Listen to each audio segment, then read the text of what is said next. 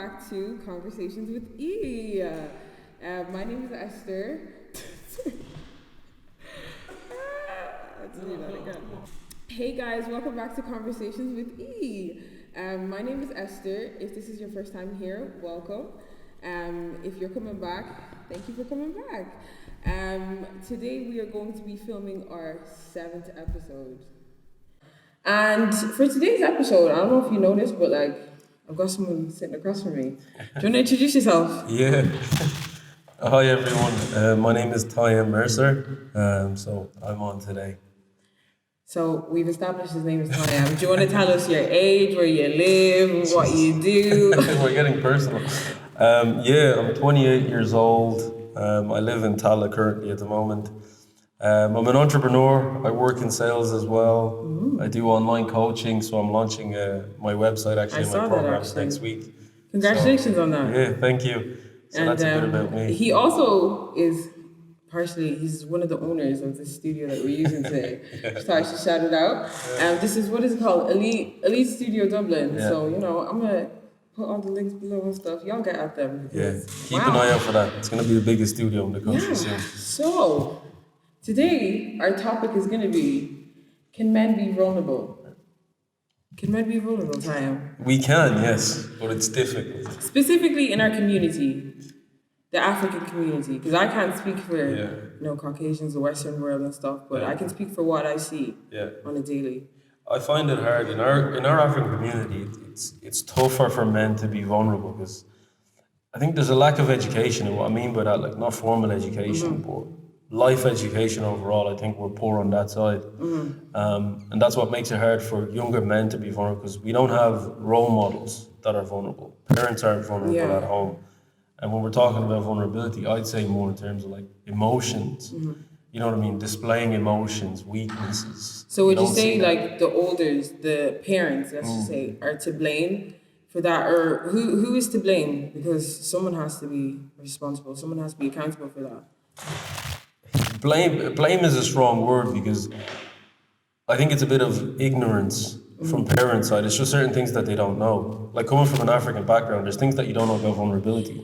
But would you not think coming into the Western world now, because we've had our eyes opened, and do you not think they've been here? But the difference is we've integrated, they haven't. Oh, okay. What happens in our African communities is the parents stick together. Our churches are predominantly African. Yeah. They're predominantly Congolese if you go to a Congolese church. There's not a mix of other cultures. There's not white people in our churches. And there's not Nigerians. One. Exactly. So they haven't integrated, but we integrate. I learned vulnerability from watching other cultures. I learned to be emotionally vulnerable when I went to Spain. Because really? Tell us a bit about that. Yeah.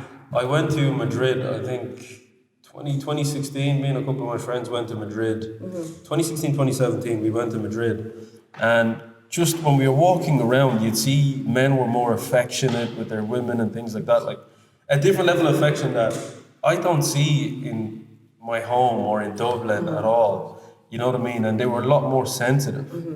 And by looking at that gave me that sort of understanding that, that's actually something I've talked about with my girls, that I know this is kind of not running off the topic, but I realized most girls complain when they're in relationships with, black guys and stuff that, they don't show emotion, they're so closed off, they don't hold my hand, no PDA. But then when they go off to the Caucasians, I should say, they say it's too much emotion, they're too vulnerable, why is he telling me all of this? So it's they actually can't find the balance because with black men, they're not used to it. And even when they go to the other side, it's they don't even know how to let men be vulnerable in a sense. Does that make sense? It does make sense. And I think, the hardest part is communication. There's not a safe place for men to communicate their emotions.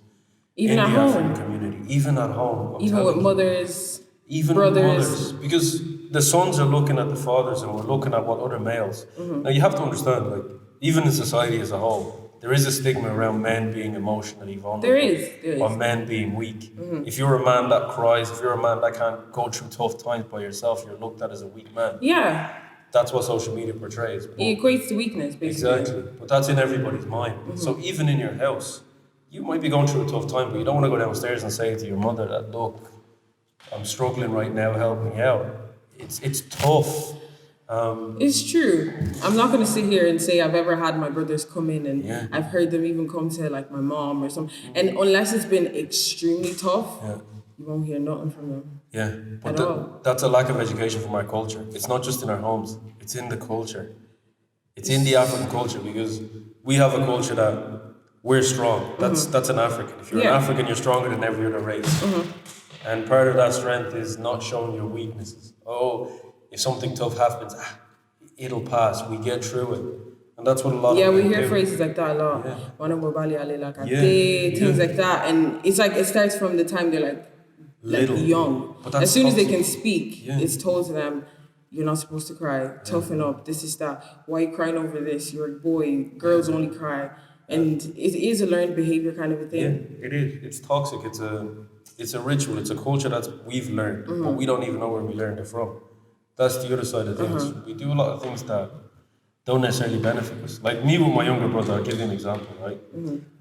My younger brother's emotionally open, and I create that safe place for him. Like I tell him, sometimes he'd see me go through hard times. He's seen me cry. Yeah. Like I've cried in front of my Really? younger brother. Yeah. I think that's important. But just to let him know that it's That's okay. Yeah. And Yeah, I because talk they to him. actually do look up to you anyways. Oh, yeah. They follow your example. Yeah. So like if he's never seen you do that now, he will never feel comfortable enough to come to you and be like, I can come to my brother and just cry if I need to. Yeah. But just to specify with everybody, can you just like define for you anyways, because you are a guy. I have my own definition of vulnerability. Yeah. Could you just tell us what you actually see that to be? Yeah. See, even the word vulnerability, I don't necessarily like it because it's like, Why? because it's like weak. When you think of the word, it's like you're Well, vulnerable. I think that's why I said it's the narrative on it. It's the perspective, but because True. if you do define it, Yeah. you realize it's just someone showing you all of them. All of The them. good, the bad, the ugly, the sad, every part of them. But because it's seen as a weakness, everyone just vulnerability equals weak. Yeah, true. But it isn't. It is stigmatized. But for me, what vulnerability means is being emotionally open. When I'm sad, when I'm struggling, when I'm depressed, I'll talk about it. Yeah. I'll talk about it to my partner. Yeah. If my partner does things that hurts me emotionally, Yeah. I'll talk about it. I don't keep it in. But I think, this is what I said as well, most guys don't become vulnerable until they're actually in relationships. And that can be dangerous as well because you have so much bottled in. And then you come now and to this one person that you properly trust enough to be vulnerable for let's not say the first time, but one of the first times. And you show them all of you, but what if it's too much? Because it could be, if you have, let's just say, a 28-year-old male, he hasn't necessarily been as vulnerable with everybody else. Yeah. Like he keeps it in. But he finds this one person that he trusts so much. Yeah. And he now comes to her, but he lets everything loose at once. Do you not think that's too much for one person? No, No. I don't think so. Really? Yeah, I don't think so. Like, if you genuinely care about somebody, irrespective, a lot of people look for their safe places and they might not have had that growing up. That's true. So, one of the things is women have a strong part to play in men being emotionally vulnerable and all of that, right? Because if a guy Why do you think so? if a guy shows you how vulnerable he is the first time, and your first reaction is to run or ignore it and not try to help him or not try to talk about it. Yeah. And it might be even the case he needs professional help.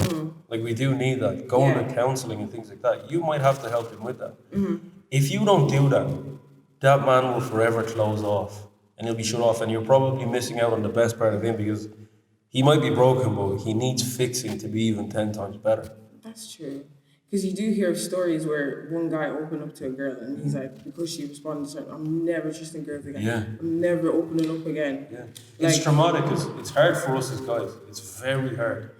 It is very hard to let go. It's a cycle that needs to be broken though, because it can't keep being said that it's extremely hard. Because imagine every single generation that grows up, it's like, it's so hard for men. Like, it has to get to a point where we need to really teach the next ones that, like, you know, it needs to get a bit easier. Yeah.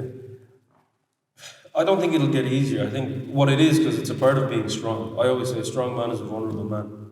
A man who knows himself with his weaknesses and his strength. That's a true man. If you only know how strong you are and not how weak you can be, the day you get broken or something happens, you will crumble. It's true. As a man. So it's not going to get easy. This is the thing I'll say to people. It's not easy. I don't find it easy talking about the emotions that hurt me. Even at my age, I'm 28, and I still don't find it any easier. But I know how important it is, because that's To what be will make me vulnerable, better long term. So for me, you have to encourage young people. I encourage young people to go through the hard things, talk about it, Yeah. even when it hurts. Don't run away from the pain and talk about it and be emotionally Can you open. just look to the camera and just tell the people, say that to the camera so the guys out there can hear you? Yeah. Because I think they need to be told directly. Maybe no one's ever told them. Maybe you're gonna be Tayem's gonna be the one that changes your life, guys. No, but that's a part of assuming responsibility. For us men, like the things that you don't fix, especially the things that you know about you as a man that make you weak. If you don't address it and you just leave it in the Yeah. dark, it will haunt you. And you know yourself when you're being weaker than you should be, or you're doing things that make you weak. So we run away from things, and men do it too. My advice is don't run away from it. Confront the thing that hurts you the most, or the thing that scares you the most. And more time is just conversation, and you'd be surprised. The thing that you're worried about the most isn't as hard. And even when you go through that pain, you feel better after. The toughest conversation, the best conversations I've had have been the most emotionally draining, and the toughest conversations, and it makes you a better man. Makes you a stronger man if you have no weaknesses within. I'm just sitting here taking all this in. Like, this is good. Like, this is really good.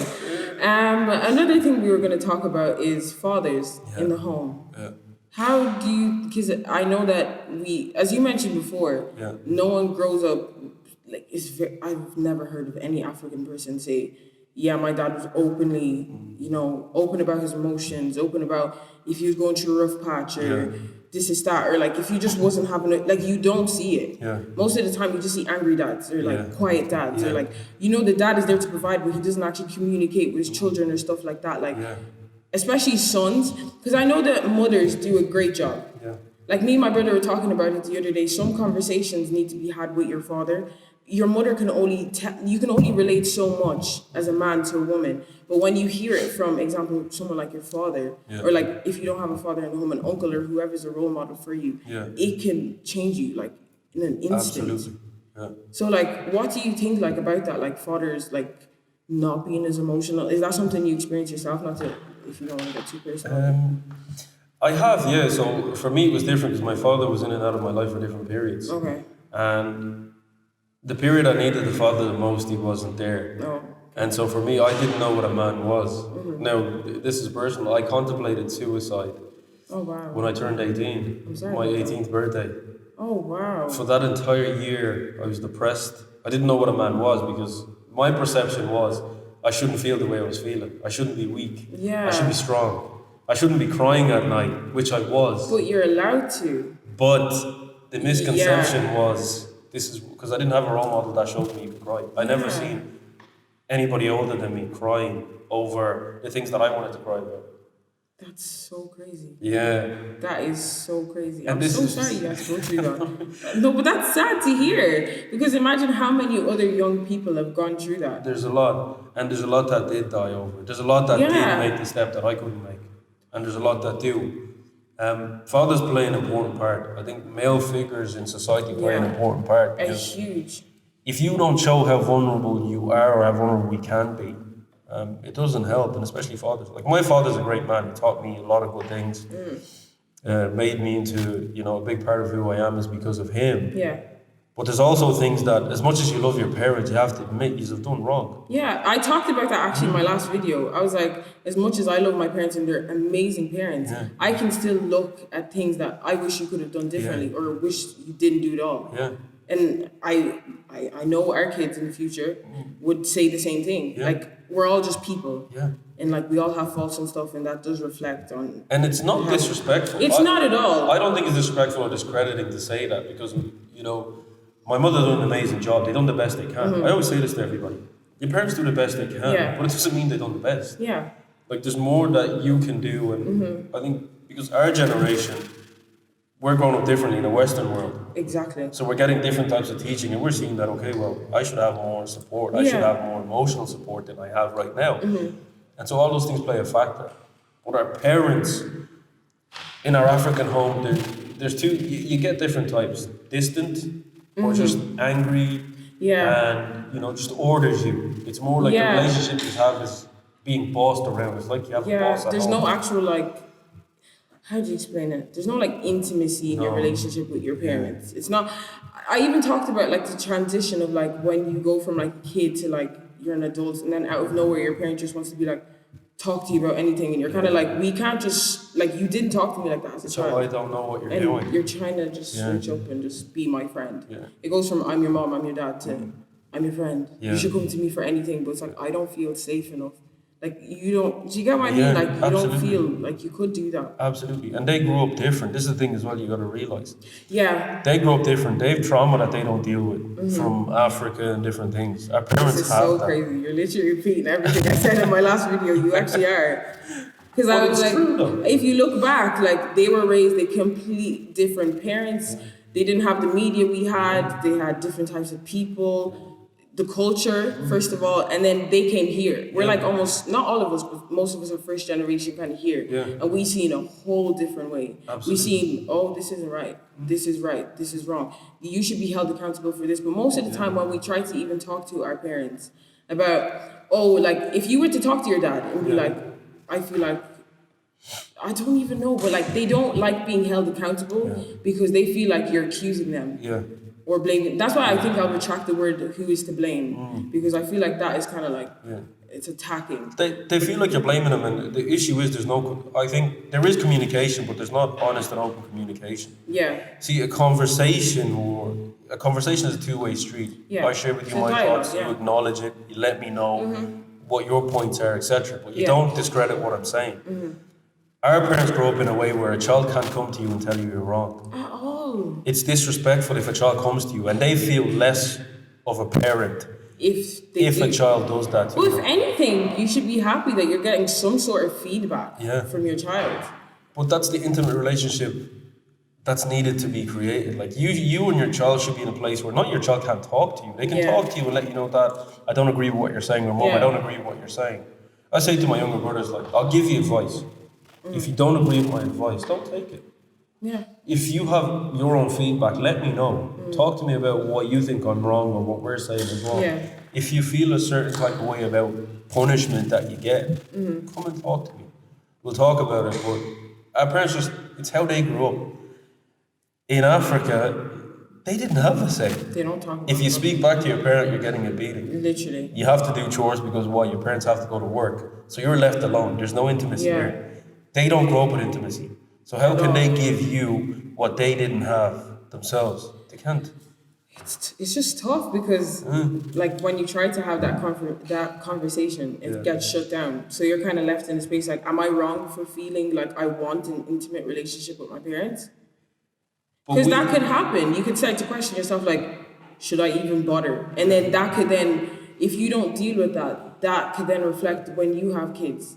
But what I will say, young people, this is the thing young people don't understand, and I always understand this, right? Use your words. Words are the most powerful thing, and young people don't know how to use their words properly. Sometimes you just have to speak from your heart. Even if it's crying, even if it's emotions, you have to speak from your heart. I've had tough conversations with my parents. Not all conversations have been fun, and we love each other, you know? Yeah. When we first came to this country, like, it wasn't hugs. We never used to hug my mum and tell each other we love you. Really? Yeah, until I think it was like when I was 18 or 17, and I was like, this is wrong in our house that we don't tell each other we love you. So I remember the first day I hugged my mum.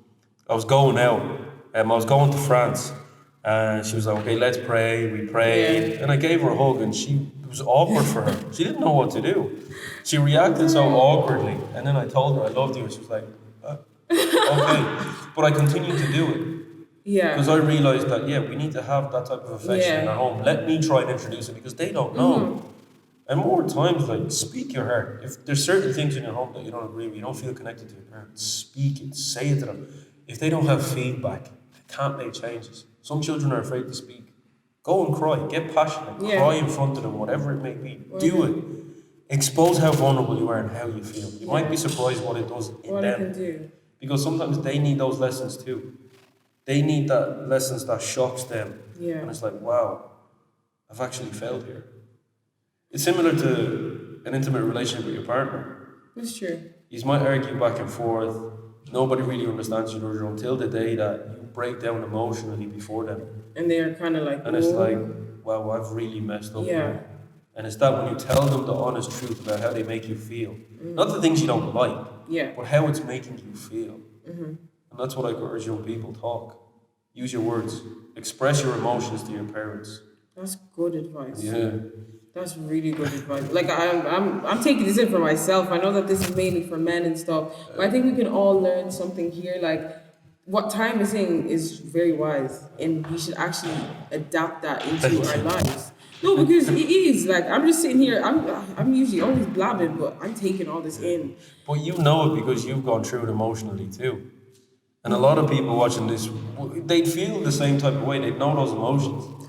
I suppose, yeah. But the other thing I will say, it's hard. This is the saying that it's hard to teach an old dog new tricks, which is very true. It's very hard to change somebody's mind once they get past the age of 30. The unlearning of things, yeah. It's very hard. It's very hard for you to introduce new habits because they've habits they've built for 30, 40 years. Even some people our age, Yeah. they're refusing. Like you can introduce them to something that makes more sense than what they're doing, but because that's all they know, they're Habitual. not. It's a habit. But if you know it, this is what I say, we're the new generation. We're the generation that makes the change. We're the generation that has to be vulnerable to our kids. Yeah. We have to be more affectionate to our kids and show them the type of love that we didn't get. That Tell we them didn't every get, day, you're beautiful, I love you, all of these things. Because As cringe as it may be, it's necessary. it has to be done. It's necessary because It has to as be done. people, we need to hear that. One of the most basic human need is affection and attention. People don't understand that. If you have a partner and you deny your partner a comment, like, not a comment, what can I say? It's like affirmation or compliment. Oh, okay, yeah. Denying somebody of a compliment every day, Yeah. it's a worse crime than starving them of food. Yeah. Because what it does for them emotionally, you see so many young women broken, so many young men broken, and they're looking for affection in one relationship, 2, 3, 4, because they don't get it at home. Yeah. If you don't give that to your partner every day, you're letting them know it's just a small compliment. It's true. Even to your child, just a small compliment. You're a smart kid. I love you. I remember when my mom started doing that. It was like we had a really, really tough conversation. It was like in between me dropping out of college and stuff like that. Yeah. And I had just what you were talking about. I feel like I really spoke from my heart. Yeah. I just cried. I didn't shout now because I don't shout my parents, but like I let everything out about how I felt over the years. This is that. And ever since then, my mom has like actively made an effort in like making sure I know that like I'm well able to do what I need to do. Yeah. I'm equipped. I am like I'm beautiful. Like she tells me, it's weird now when I don't hear it. Like even though I live away from home now, every morning I get a text from my mom. You're beautiful. You can do this. You were made for this. And like I can't go through my day now without that. But at first I was like, this is such a foreign thing for us. Like this is weird. But now it's like that was necessary. Yeah. It had to be uncomfortable for a while, and now it's like this is our normal. But see, that's one of the key things about being vulnerable. Nothing, there's a lot of good that comes from just being honest. For men, it's a bit tough because you have an ego. And the male ego is very big. Exactly what I was going to say to you. What factors do you think, like, stop men? Like, taking away, well, not taking away, like, the home, because we've established that. Mainly what you see growing up and stuff, your upbringing can affect that. But what other factors do you think actually stop men, boys, guys, whoever it is, from actually opening up? Ego, fear, fear of being hurt, fear of being made look like a fool for being vulnerable, anger, lack of education, as in like perspectives you don't know. Yeah. Like we look at the world through our views. Yeah. Like, so my religion plays a factor on what information I choose to accept or not, or how I look at it. My home plays a factor. My work plays a factor. My occupation. Like, there's so many things that hinder what we actually see. Yeah. But I think fear is a big part of it. You know, it's scary being vulnerable. It's very painful. It's very painful. It's scary for us, but I can't imagine for you, because you guys haven't been taught that at all. It's very painful for us because men feel a lot more than what people think. Yeah. People think women feel a lot, and which women are more expressing an emotion. Yeah. But men hurt deeply. Yeah. Men feel things deeply. Really? Yeah, very deep. I've only experienced like somewhat of a guy being vulnerable. And even at that, that's how I knew I needed to fix up. Yeah. Because it's not like I shunned it away, but I was so like uncomfortable. Yeah. I was like, what is this? I didn't express that because I knew like if I do this now, this guy is gonna be shut down forever. But I was like, what am I supposed to do? Yeah. Like, and it's just, that's the worst thing because like, if he knew I was thinking that, he would have never opened up again probably. Well, not for another few years. So I do hear what you're saying, like the fear of actually like opening up. Yeah. But what was that situation like for you then? What happened after he opened up? Like, I tried my best to kind of like affirm him and kind of like not tell him things would be okay, but I did try to listen to what he was saying to me and try to give the best advice that I could give in that moment. And I felt like I could have done more, honestly speaking. Yeah. Like, I could have actually been more open to like, you know, accepting or like receiving what he was giving to me, if that makes sense. Yeah. But like, I definitely like put a wall up in a sense. I was like, I'm only gonna give like a half-hearted answer or something, but like, I'm not trying to be like all up in that. And I'm kind of like, now, this is why I even want to ask you the question, like, how can we, as not just partners, but like as sisters, as friends to like our brothers and stuff, like, how can we make it safer for you, or how can we make it easier for you guys to come to us? Because I know it's not always men that you can go to, and sometimes it's easier women. It doesn't always necessarily have to be, because what if someone's single? Does that mean you have to wait till you're in a relationship to be able to talk to somebody? Like, how can we as women help you? Like, help you in that? Like, I think you know, creating safe space for people comes from communicating and saying, hey, look, if you're ever in a situation, come to me. I'm just checking in, like, how are you? I did an event on mental health. And what we found out from that event, because I had a few specialists who work in that type of environment, dealing with people with depression and suicide, is that a lot of people, when you ask them, how are you? They'll just say, okay, as a natural response. Like, just like, oh yeah, grand, I'm fine. But they don't actually understand what you're asking. And it seems like it's like a formality. Just a greeting thing, like, hi, good, thank you, that's it. Ask the question, like, if it's friends, if it's people you're close with and you really want to know how they are, say to them, no, I'm not just asking, like, how are you, but how are you in every aspect, like, how are you emotionally, are you okay, is everything good? I think girls, oh Jesus, I'm gonna have to fix that. But I think that girls, because I remember I was the one, like, if you ever need anybody to talk to, I think we need to mean it though when we say it, and be ready that if he comes, we need to be prepared to, like, don't run away. And I've experienced it, right? I've experienced it in relationships that I've been in where I was in a tough place, but my partner couldn't help me. That's the one thing I give my wife credit for, because when girl, you got a shout out today. Sorry, I had to. No, you're fine. When I met my wife, and this is an interesting one, because I'm so sorry. But pause for a second. Guys, this guy's married. I find it so weird. Like, even I was talking to his wife today, and I was literally like, oh yeah, I was talking to your husband, and I was like, congratulations. This is just so amazing. Like, I love it. Continue, sorry. When I met my wife, I was going through a tough period. Now, mind you, I had everything. I'm after getting everything I've ever wanted. I'm after getting my brand new car. Everything is good. Life is good. New house, new relationship, flying. But I was depressed. Really? I was depressed, and she could see it. Oh. But she didn't run away from it. That's really good. I wanted to run away from it. Oh, wow. But she wouldn't let me. And I remember we were sitting in the car one night. We went out for dinner, and I was bringing her home. And she goes, are you okay? And I was like, yeah, I'm fine. She goes, no, are you okay? And I was like, look, it's fine. And she's like, no, we're not going anywhere until we talk about this. Oh, wow. And I just started crying.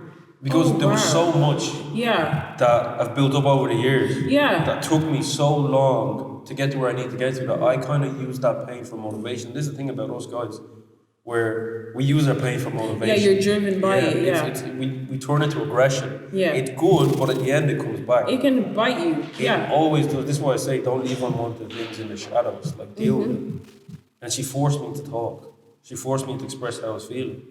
And we prayed. And she listened. There wasn't anything specific that she could have done to help me.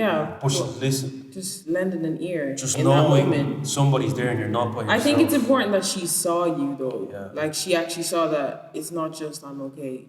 But I'd have the same though. I would have a lot of young people that call me, a lot of young men that call me. Some would be crying in the middle of the night, some would be upset. I won't lie though, I can understand why you seem like, I don't know why, you just kind of like, you're a male figure that makes it easier for men to just be themselves in a sense.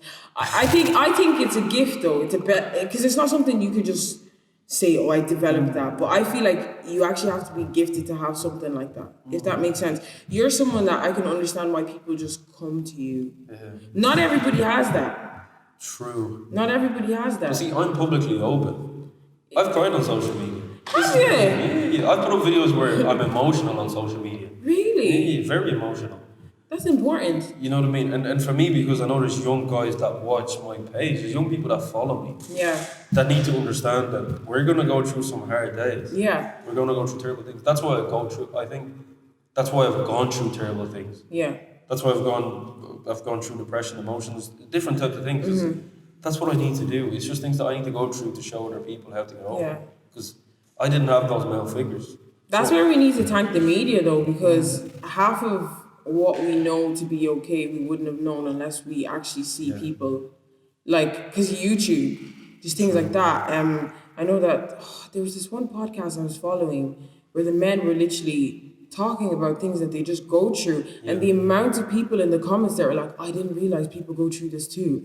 And it's like just having that, like just seeing that there's someone like me that looks like me, not just polished up and stuff, but he actually goes through, like the media does a great job in helping us see that, like, people go through this too. So even yourself, you said you were emotional, that caused people to come and call you and be emotional. Yeah. And I think it's different stages of life that people don't understand. Like I've always been asking people, and you know, sometimes I'd ask my uncles, I'd ask my brother to help me through a lot of things. It's like different stages of your life, you go through different things as a man. Yeah. You're going to have a period where you're struggling to find out what it is you want to do. Yeah. And normally that kicks in around 18 to, some people it stops at 21, some people it goes further, 23, 24, 25, you're still looking for who you are as a person or what you want to do. And that's a confusing road to be on for young men. A lot of the young men I see depressed are like young men, like teens, 18 to the 21s. They'd be the ones who struggle the most. Because when I was that age, I struggled the most. Yeah. So I understand those journeys and the stages that I've been through. But it's only if you're vulnerable and open and willing to look into that, okay, now I'm being weak, like what's going on? Yeah. Then you can start to understand that. But if you have older people as well that can guide you and let you know, at this stage of your life, this is what might happen. And you go to different people to talk, but you have to be proactive as well. So it's one thing saying, yeah, let's create a safe place. But I'd say to young men, like, go and seek the help that you need. It's okay to ask for help. Yeah. It's like, I think they need to be told that though, because they don't think it's okay. They think they're just like being vulnerable is weak. They think like the main phrase, I'm a pussy over trying to. No, but that's the narrative around it. yeah. Like if you're around people that make you feel that way, then you're around the wrong people. Yeah. And even if you're around those type of people, I promise you, if you did open up to one of them, it would change their perspective because they'd be like, oh crap, I'm probably going through this as well. You'd never know. Like I'd have that type of relationship with my friends. Like a lot of my friends, I'd bring them when things aren't going right, and they'd bring me when things aren't going right. And we talk. That's what makes it's what makes an effective team. Having a good circle. It's what young people have to understand. Having a good circle is not just all about, oh, we make money together. Yeah. No. We break down together. We break down together. We cry together. We fix each other. If one is down, we're all down. Everybody drops everything. Let's go take care of him and what's going on. Like if I call my friends now, you know, I told one of them I'm going through a hard time. I can promise you 3 or 4 different people that ring me throughout the day. Do you think that's like an age thing though? Because I know you're a bit older. We've had that since growing up though. I've had that since growing up. Yeah. Okay. A lot of the guys that sort of when I started opening up about how I feel, there was never like somebody would leave me alone and be like, oh, I don't know what to do. But when I was going through different things, like when I wanted to commit suicide, I didn't open up. I didn't speak to anybody. I didn't want to because my perception of what a male was that I couldn't do that. You can't talk about that. But as I get older, I know a strong man is a man who knows how weak he is. So you would say that vulnerability equates to strength, not weakness. 1,000%. That's really good. 1,000%. It makes you a better father, it makes you a better lover, it makes you a better person, it makes you more motivated towards yourself. Like you're just self-aware. Yeah. You know who you are. When you know who you are, nothing can stop you. Yeah. Because the results of actually being like less vulnerable, the older you get, when you have children, when you have a wife, when you have whatever family just around you, it could lead to you being like not knowing how to express emotion at all, which then leads to you being an angry person, which then leads to thoughts of suicide, leads to depression, anxiety. And I actually only found out that men's suicide rates are higher than women's. Yeah. And I was so shocked because I would have thought, not that it's a good thing anyways, but I would have thought women's was higher. But I'm like, wow, men really, like, they don't have people to talk to. Yeah. They don't. Loads of men don't have a safe place to go to. Yeah. And men go through a lot of things because part of your journey as a man is you have to find your purpose. Every man has a purpose. If you don't find your purpose, God, life has no meaning. Yeah. And so that's when the likes of depression, suicide kicks in. Because if you don't know what you're meant to do or who you are as a person, as a man, it's game over. You know, and every man knows in himself, and this is the thing, every man knows in himself that they're meant to be somebody great. Every man knows that they're meant to be somebody great. Some people choose not to be, and some people just follow the trend of life, but they're very depressed going through life that way. Yeah. So if you're on that journey and you're still looking and you have no support, you don't talk to people, you're not vulnerable to your close friends or family, and you bottle it in, that's what leads you then to being in a position where if you want to commit suicide, you're so overwhelmed with emotion because you kept so many things in that's what seems the easiest way to get rid of the pain. And you become resentful in your marriage or your relationship. Let's say your partner hurts you with their words or whatever they say, and you don't talk about it. Now as a man, you bottle it in because you're like, oh, I don't want to show her that she's hurt me, or I'm weak, and you keep that anger in. You're going to start resenting the person you're with. And then that transforms to your children. Yeah. It's going to reflect on them. It affects a big part of you. So it's tough for men. This is the thing people don't realize. It's very hard for men. And I know it's twice as hard for women. I don't know how hard it is for women, but I know it's not. To be vulnerable. Not vulnerable, but life in general. Yeah, I think life for women is harder. But a part of men is why we find it hard to be vulnerable because we're going through tough things in life already. And then on top of that, you've got to juggle all these other things. And then the emotions come in. It's just sometimes it's too much all at one time for you to even begin to fix this and fix that. Yeah. Because my emotions are messed up, but at the same time I could have financial difficulties. Yeah, it's not just like your emotions, it's actually like physical problems. There's a lot. Mental problems. There is a lot. A lot. But you have to fix one at a time. Yeah. You have to fix one at a time. So you would encourage people to actively kind of give yourself like a self-evaluation. Yeah. Like, where do I need to fix up? Yeah. As a man anyways. Because this is mainly like addressed to men. Yeah. And just kind of be like, okay, we start from somewhere, small steps. But eventually you'll get through it. Like, Yeah. I think that's really good advice. It does. Like, there's a quote, men will never see God because they're not willing to look low enough. In the sense that a lot of men don't humble themselves enough to see God. And when we're talking about God, it's just the power that you have. Yeah. In that sort of phrase. It's like in that phrase, of course, yeah. But for you to humble yourself, being humble is being vulnerable. It's being open. It is. And that level of humility to look in yourself and be like, okay, well, this needs fixing, or I'm weak here, I'm emotionally struggling. That's where pride and stuff, men need to like get rid of all that pride. It's not necessary.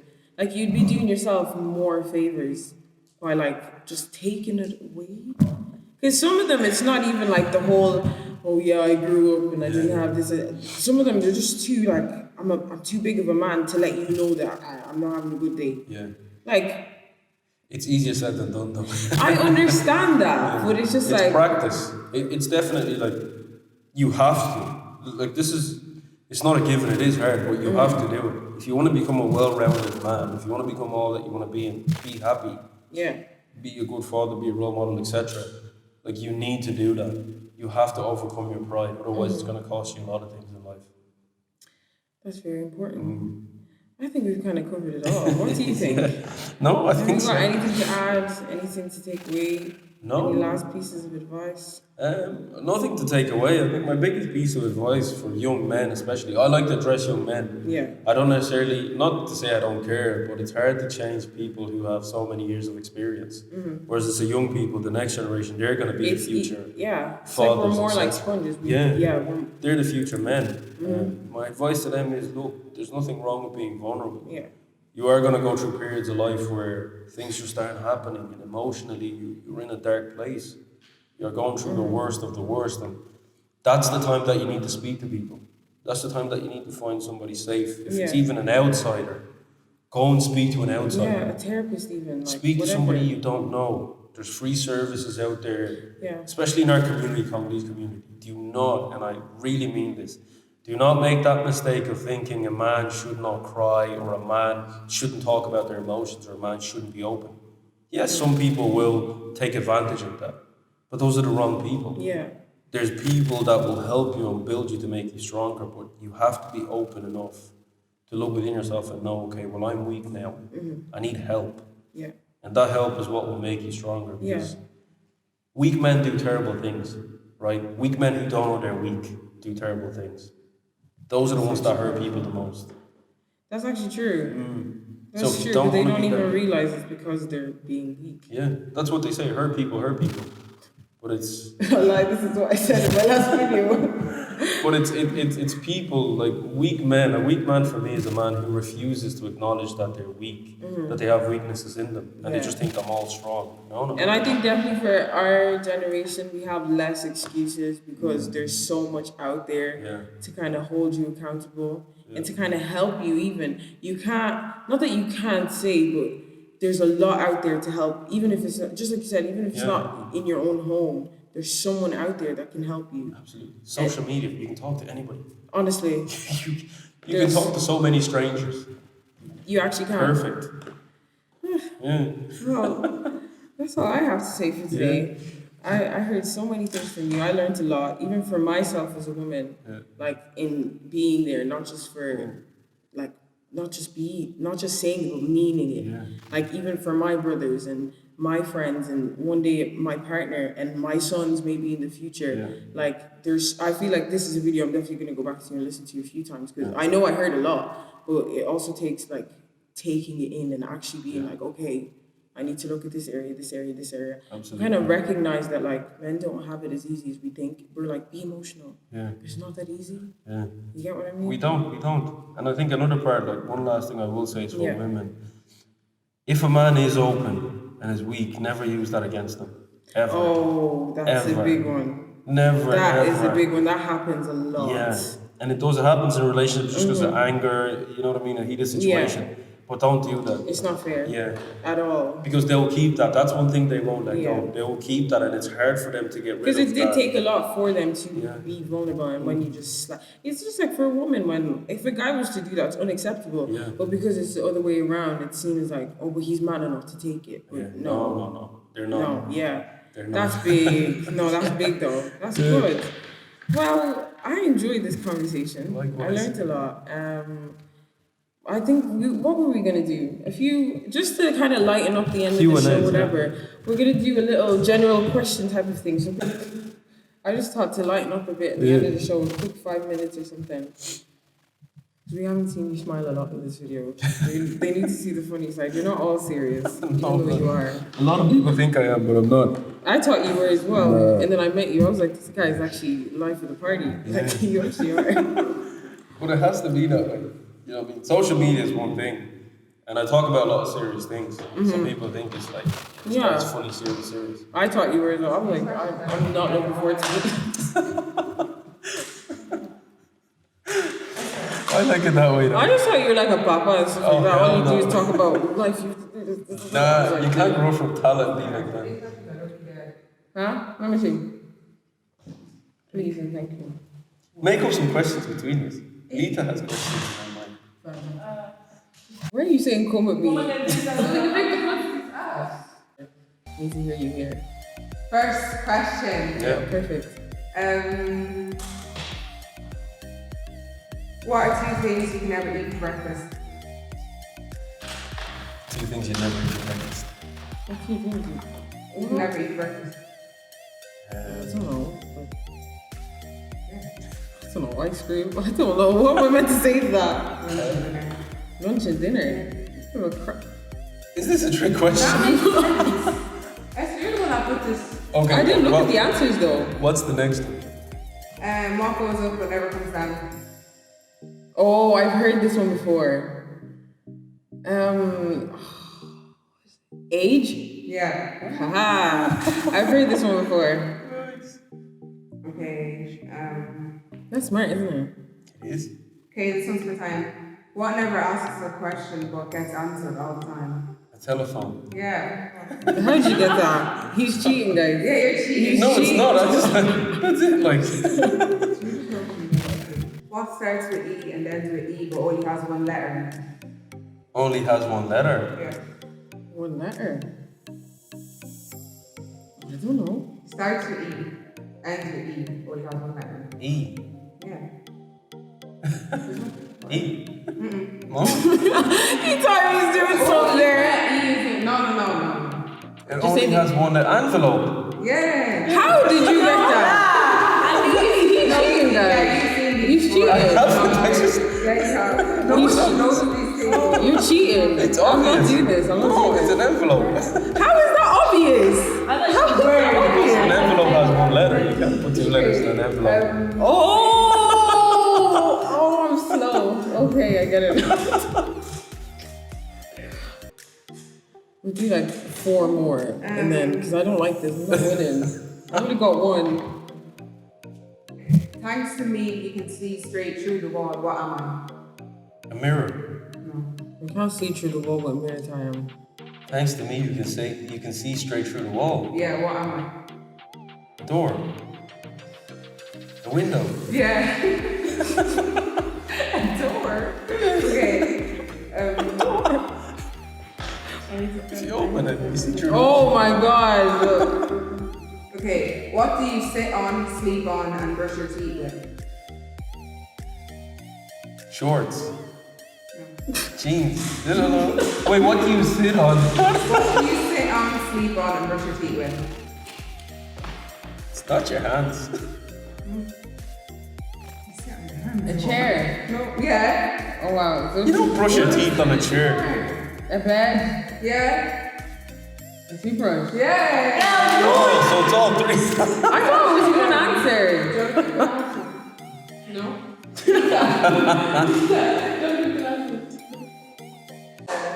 You're embarrassing me on my own show time. This is unacceptable. Do we get a prize for this? You actually do. I'm so fragile that if you say my name, you'll break me. What am I? Don't tell me. I don't wanna. Don't matter to me. I'm so fragile that if you say my name, you'll what? You'll break You'll me. break me. Break me. What? Is it obvious?